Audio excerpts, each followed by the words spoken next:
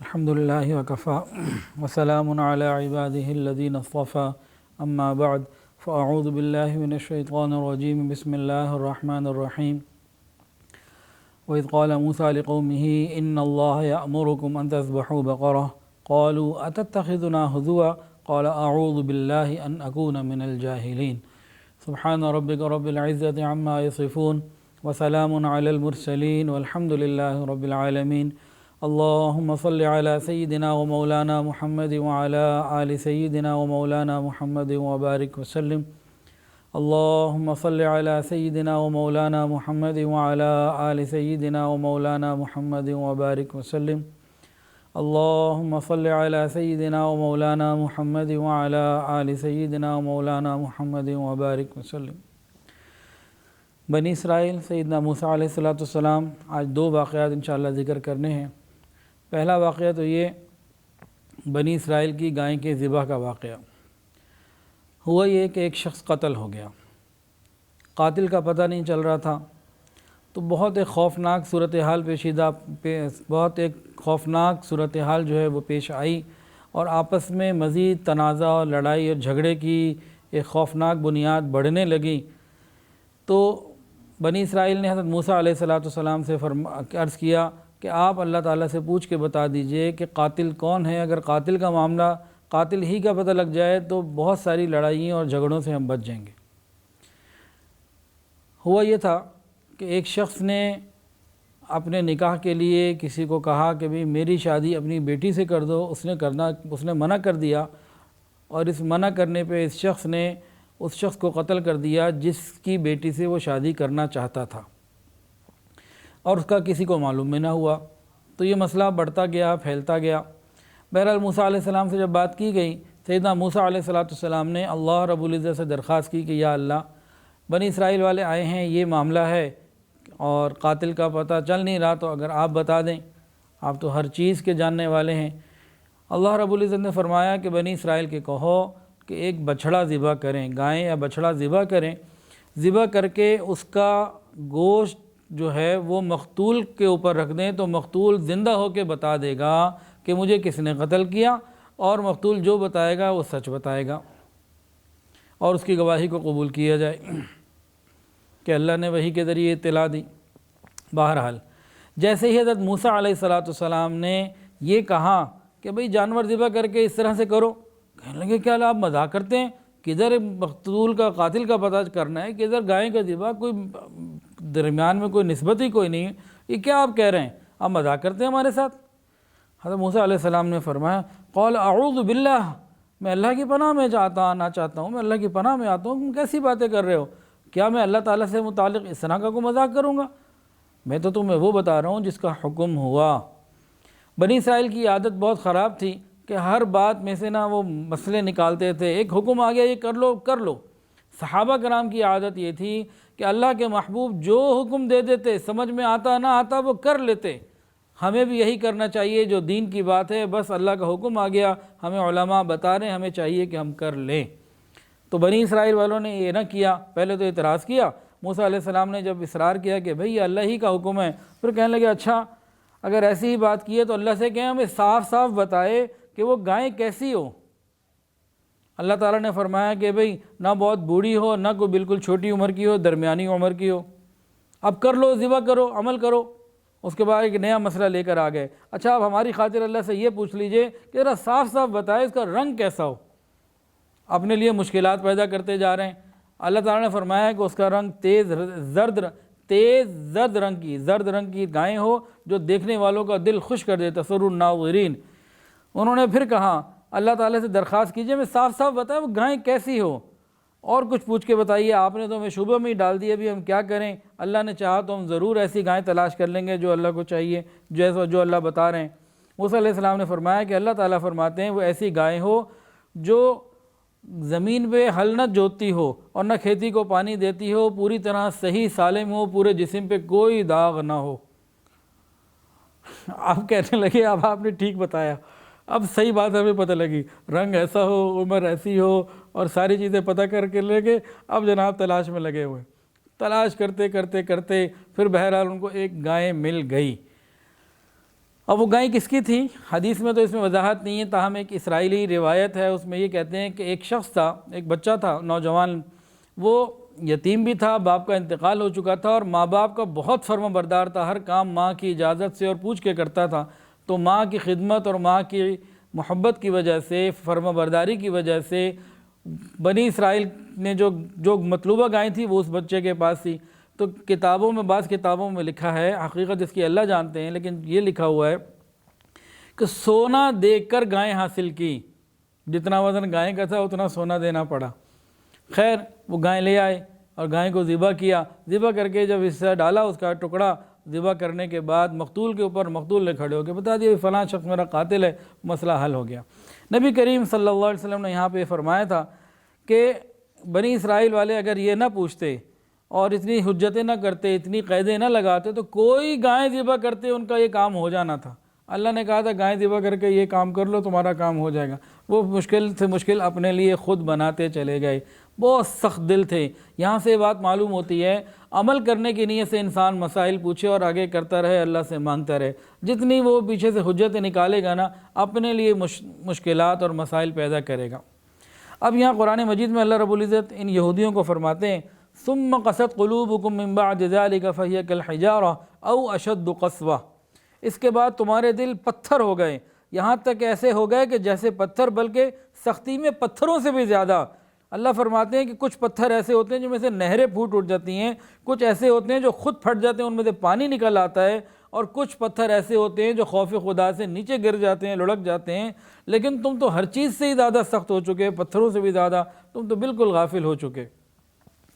تو قرآن مجید نے پتھروں کی 3 اقسام کا ذکر کیا کہ بعض پتھر تو اتنے قوی ہوتے ہیں، تاثر کے اندر اچھے ہوتے ہیں کہ مخلوق خدا ان سے فائدہ اٹھاتی ہے، اور یہودیوں کے دل تو ایسے نہیں ہے کہ مخلوق خدا ان سے فائدہ اٹھا سکے، اور وہ کسی کی تکلیف دیکھ کر پگھل جائیں، نرم پڑ جائیں، بلکہ فرمایا کہ دوسرے درجے کے پتھر ہوتے ہیں جن میں کچھ نہ کچھ پانی نکل آتا ہے۔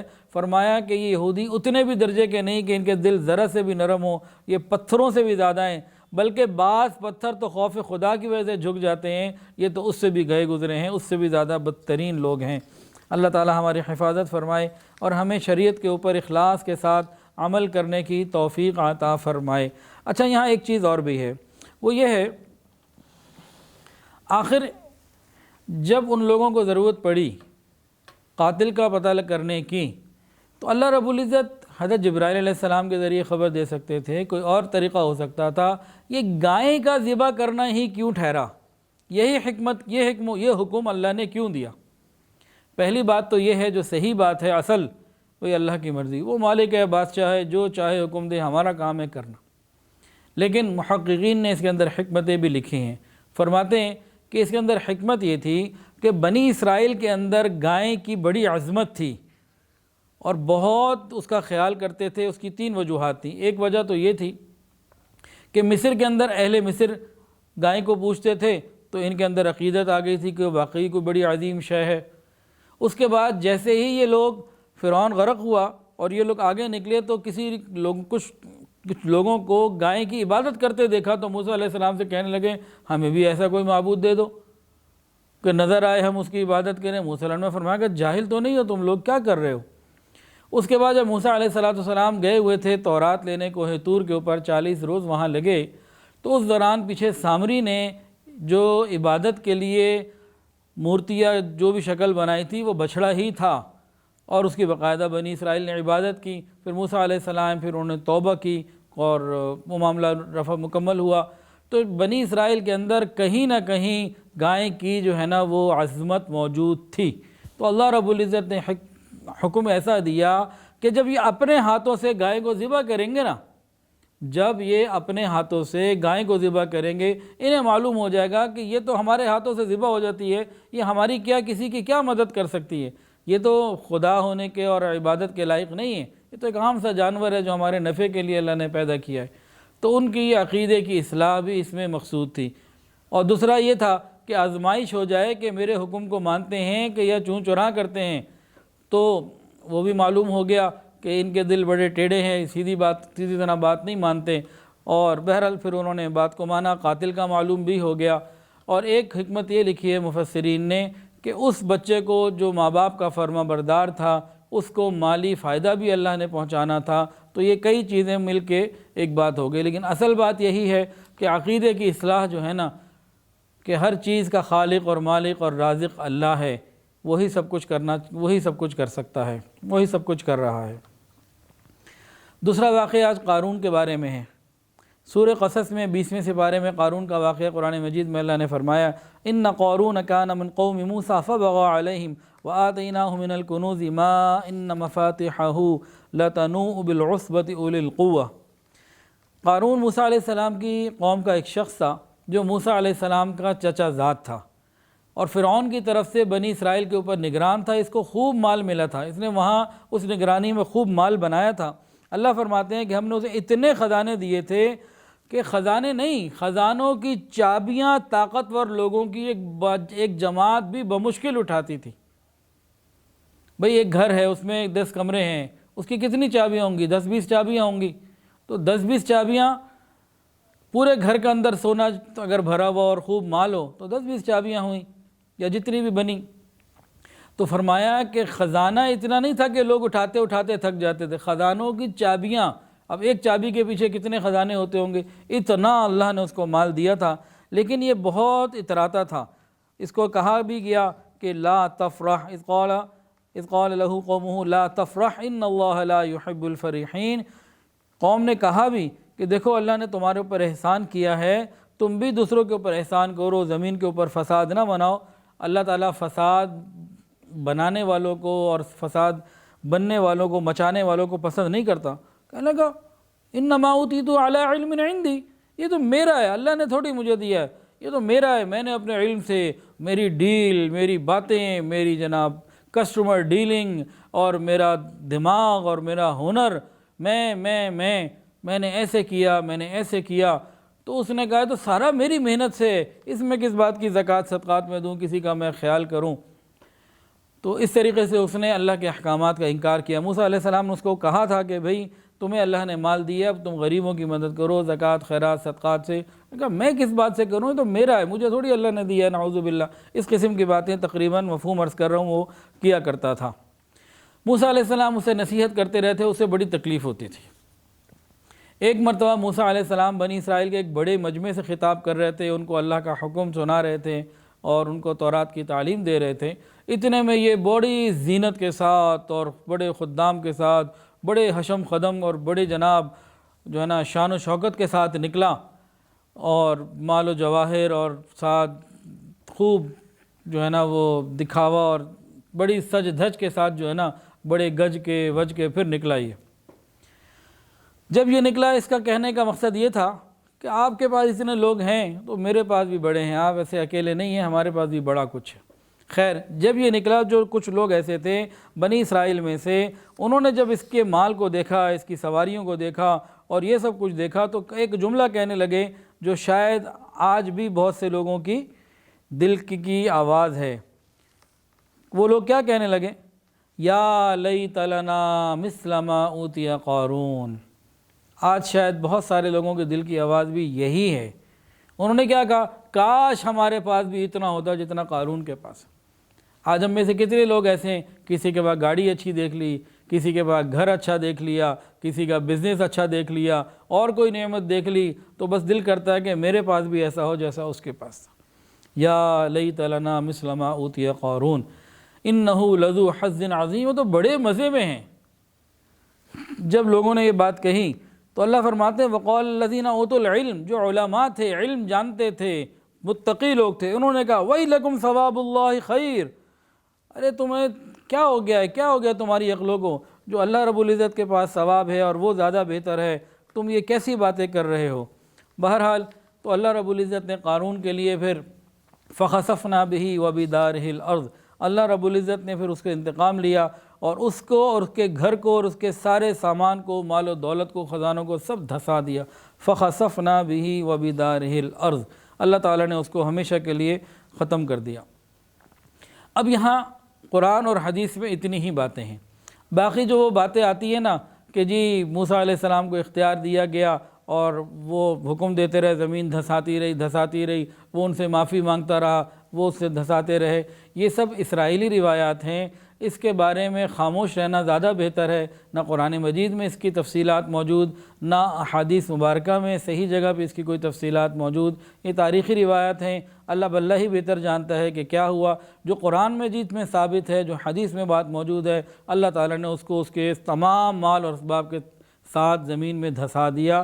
اس کے تکبر، اس کی شیخی کی وجہ سے، اور اس نے جو مال ہونے کے باوجود دوسروں کے اوپر خرچ نہ کیا، اس کی وجہ سے، اور بھی جو مزید برائیاں اس کے اندر ہوں گی، تو اس کو دنیا کے اندر بھی سزا ملی اور آخرت کے اندر بھی سزا ملے گی۔ اور قارون کو تو اللہ تعالیٰ نے فرعون اور حامان کے ساتھ ذکر کیا ہے، حالانکہ بنی اسرائیل میں سے ہے اور حضرت موسیٰ علیہ السلام کا چچا کا بیٹا ہے۔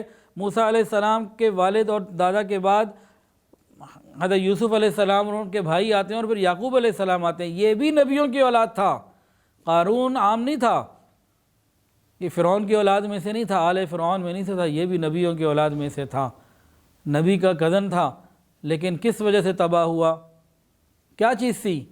صرف ایک مسئلہ اس کو سب سے زیادہ تھا، وہ تھا حسد۔ حسد کی آگ نے تباہ کر دیا اس کو۔ وہ ایک دفعہ موسیٰ علیہ السلام کے پاس گیا، کہنے لگا آخر کیا بات ہے، آپ کے لوگ عزت کرتے ہیں، حضرت ہارون کی عزت کرتے ہیں، مجھے کوئی اس طرح پوچھتا ہی کوئی نہیں ہے، تو اس میں کیا وجہ ہے؟ موسیٰ علیہ السلام نے فرمایا کہ جو بھی کچھ ہے اللہ کا چناؤ ہے، اس میں میرا کوئی اختیار نہیں۔ اللہ نے مجھے اپنی رحمت سے، اپنے فضل سے نبوت دی۔ موسیٰ علیہ السلام پر بھی اللہ نے، ہارون پہ بھی اللہ نے اپنی رحمت سے فضل فرمایا۔ یہ تو اللہ کا کام ہے، اس کا میں کیا کر سکتا ہوں؟ یہ تو اللہ کی طرف سے ہے، مجھے اس میں کوئی دخل نہیں۔ لیکن وہ اس پر مطمئن نہ ہوا اور مستقل حسد کرتا رہا، اور اس حسد کی آگ میں خود بھی دفن ہوا اور اپنے مال کو بھی لے کے دنیا سے غارت ہوا۔ یہ حسد ایسی بری چیز ہے، آج بھائی کو بھائی سے حسد ہو جاتا ہے، اپنی زندگی تباہ کر لیتا ہے۔ حسد میں ایک بات بڑی پیاری ہے، بہت ہی عجیب، ایک آدمی کو دوسرے سے حسد ہو جائے، یہ جو حاسد ہے نا، یہ دن رات جلتا رہتا ہے، اور جس سے حسد کیا جاتا ہے، جو محسود ہے، محسود سے مراد وہ بندہ جس سے کوئی دوسرا حسد کر رہا ہو، اس کو پتہ ہی کوئی نہیں ہوتا، وہ اپنی موج میں، اپنے مزے میں، اپنی زندگی انجوائے کر رہا ہوتا ہے، اپنی لائف جو ہے وہ انجوائے کر رہا ہوتا ہے، اسے پتہ ہی نہیں ہوتا۔ حاسد اپنے حسد کی آگ میں دن رات خود جلتا ہے، اپنا دین، اپنی دنیا، اپنی آخرت سب کچھ تباہ کر بیٹھتا ہے۔ حسد ایسی بری بلا ہے، اللہ تعالی ہماری حفاظت فرمائے۔ حسد کسے کہتے ہیں؟ حسد کہتے ہیں دوسرے بندے کو کوئی نعمت نظر آئے اور دل میں خیال پیدا ہو اس سے چھن جائے، کیوں تھی اس کے پاس؟ اللہ تعالیٰ حسد سے اتنا ناراض کیوں ہوتے ہیں کہ یہ اللہ رب العزت کی تقسیم پر اعتراض کرتا ہے، آپ نے اسے اتنا کیوں دیا؟